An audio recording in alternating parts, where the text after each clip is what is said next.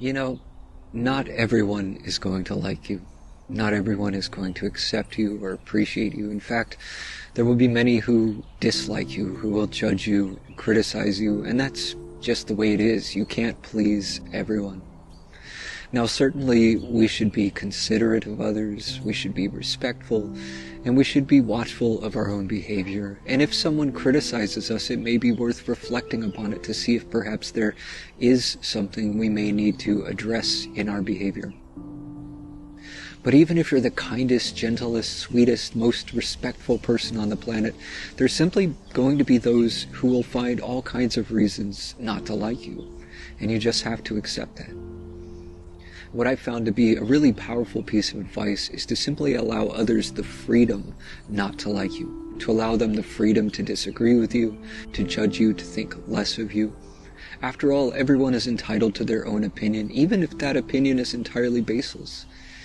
But by allowing them to dislike you, what you're actually doing is recognizing that they don't need your permission. They're going to do it whether you permit them to or not.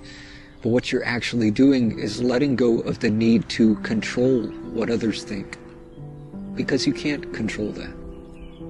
If someone doesn't approve of you the way you are, you can perhaps try to change some aspect of yourself in order to win their approval. But chances are they'll just find something else to criticize, because that's just what they do. They just like to criticize.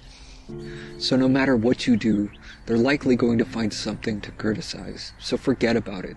And even if you can win their approval, there's just going to be someone else who doesn't approve. And you'll never please everyone. So just allow others to have their opinions. You don't have to agree with them. You don't have to accept what they say. All you're doing is recognizing that they have the right to think whatever they want to think.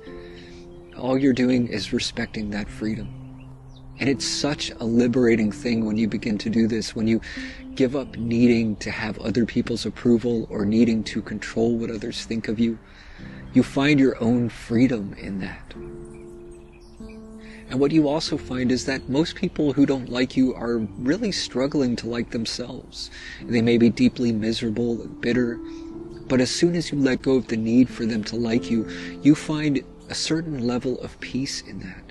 And they can say whatever they want, and it only affects them. It doesn't have to affect you at all. You just go on with your life, doing what you do, and don't be bothered by it.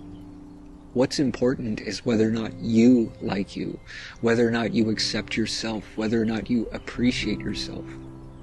And none of that should depend on what anyone else thinks. You have to see that for yourself.